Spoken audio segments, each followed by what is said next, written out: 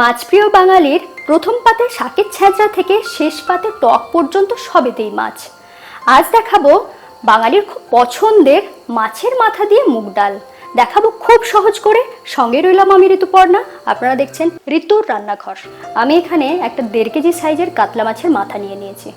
প্রথমে এই মাছের মাথাটাকে ভালো করে ম্যারিনেট করে নেব। তার জন্য এখানে দিয়ে দিচ্ছি 1 চা চামচ নুন,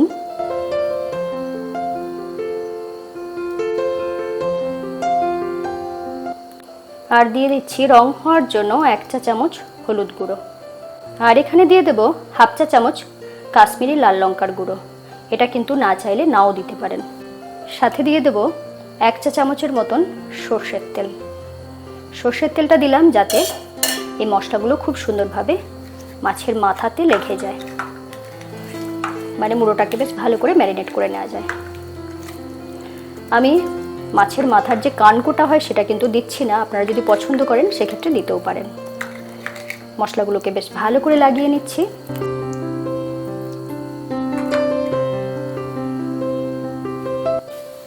আমি মুগ ডাল নিয়েছি 1 কাপ। এটা আপনারা আপনাদের প্রয়োজন মতন কম বেশি করে নিতে পারেন। প্রথমেই আমি মুগ ডালটাকে একটু রোস্ট করে নেব।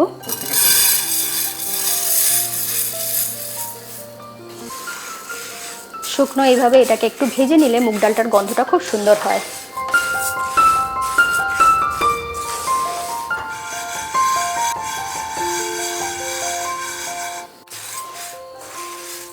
ডালটা কতক্ষণ ভাজতে হবে সেটা কি করে বুঝবেন? দেখুন, যখন ডালটা একটু লালচে হয়ে আসবে আর গন্ধটা খুব সুন্দর আসবে, ঠিক সেই সময় বুঝতে হবে হয়ে গিয়েছে। এরপরে জল দিয়ে এটাকে বেশ ভালো করে ধুয়ে নেব।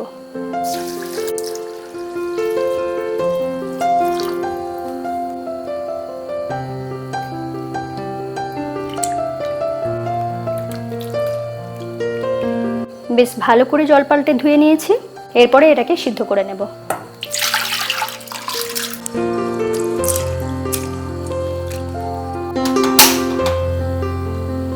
জলটা এখানে একটু মাপ করে দেবেন, কারণ পরে জল লাগবে। সেই জন্য আমি এখানে 1.5 কাপ মতন জল দিচ্ছি, শুধুমাত্র ডালটা সিদ্ধ হওয়ার মতন। ডালটা সিদ্ধ হওয়ার সময় আমি দিয়ে দেব 4টে ছোট এলাচ। এগুলোর মুখটা একটু ফাটিয়ে দেব।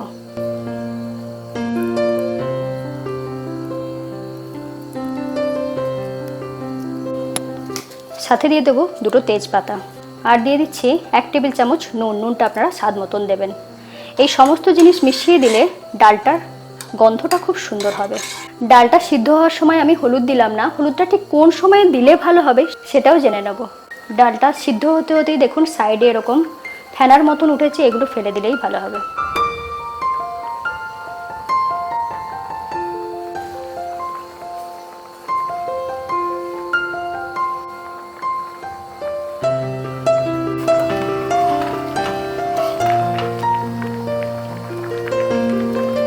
এখানে আমি 2টো পেঁয়াজ নিয়েছি। একদম পাতলা পাতলা করে এটাকে কেটে নিচ্ছি।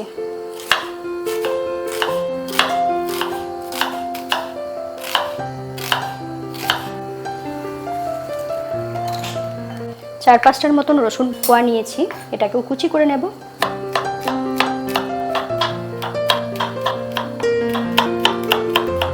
আর এখানে নিয়েছি একটা বড় সাইজের টমেটো, এটাকেও ছোট করে কুচি করে নেব।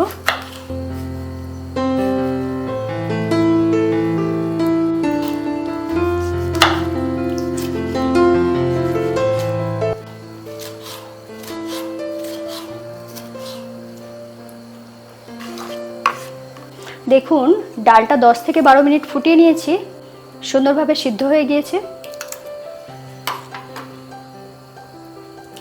এরপরে এটাকে সাইড করে রেখে দেব। এখানে দিয়ে দিচ্ছি সর্ষের তেল। 1/4 কাপ মতন সর্ষের তেল দিয়েছি। প্রথমে মাছের মুড়োগুলো ভেজে নেব। তেল যখন বেশ ভালো করে গরম হয়ে গিয়েছে সেই সময় দিয়ে দিচ্ছি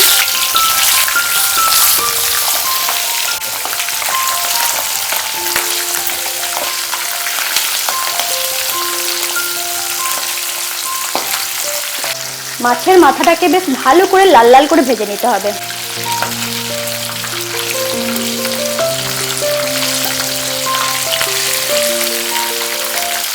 একদম লাল লাল করে ভেজে নিয়েছি, এরপর তুলে নিচ্ছি।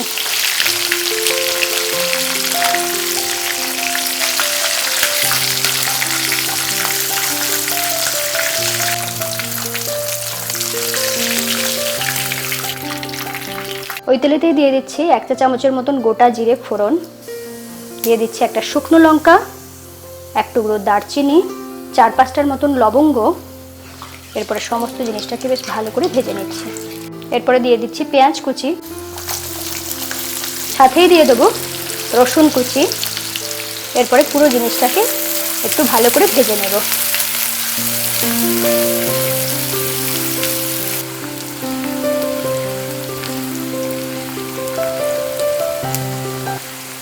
পেঁয়াজটা যখন এই পর্যন্ত ভাজা হয়ে গিয়েছে, ঠিক সেই সময় আমি দিয়ে দিচ্ছি 1 চা চামচ আদা বাটা। এটাকেও বেশ ভালো করে ভেজে নিচ্ছি। 1 থেকে 1.5 মিনিট ভেজে নিয়েছি। এরপর দিয়ে দিচ্ছি কুচি করে রাখা টমেটো।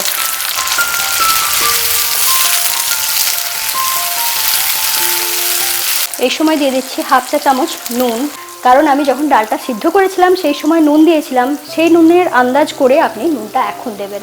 নুনটা এই সময় দিলে টমেটোটা খুব তাড়াতাড়ি গলে যাবে। টমেটোটা মোটামুটি আমি 1 মিনিট মতন ভেজে নিয়েছি। এরপরে দিয়ে দিচ্ছি চিনি 1 টেবিল চামচ, সাথে দিয়ে দিচ্ছি ধনে গুঁড়ো 1 চা চামচ, জিরে গুঁড়ো 1 চা চামচ, দিয়ে দেব হলুদ গুঁড়ো 1 চা চামচ, লাল লঙ্কার গুঁড়ো 1 চা চামচ। এরপরে মশলাগুলোকে বেশ ভালো করে কষিয়ে নিচ্ছি। আর ঠিক এই সময় আমি দিয়ে দেব ভেজে রাখা মাছের মাথা। মাছের মাথাগুলো দেওয়ার পর একটু কষিয়ে নিতে হবে এর সাথে। মশলা একদম সুন্দরভাবে তৈরি হয়ে গিয়েছে। এরপরে দিয়ে দিচ্ছি সিদ্ধ করে রাখা ডাল। আরও একটু আমি জল দিয়ে দিচ্ছি।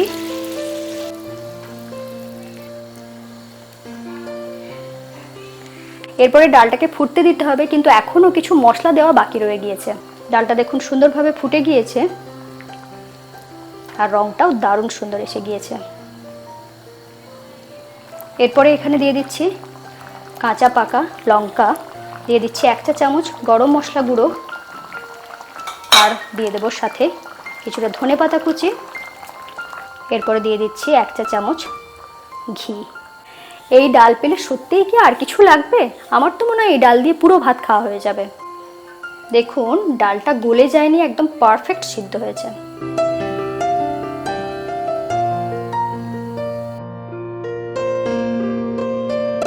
আমি খুব ঘরোয়াভাবে এটা দেখানোর চেষ্টা করেছি। আপনাদের কেমন লাগলো লিখে জানাতে ভুলবেন না। চ্যানেলটা সাবস্ক্রাইব করে নিন, বেল আইকন প্রেস করে রাখুন। সকলে খুব ভালো থাকুন আর দেখতে থাকুন ঋতুর রান্নাঘর।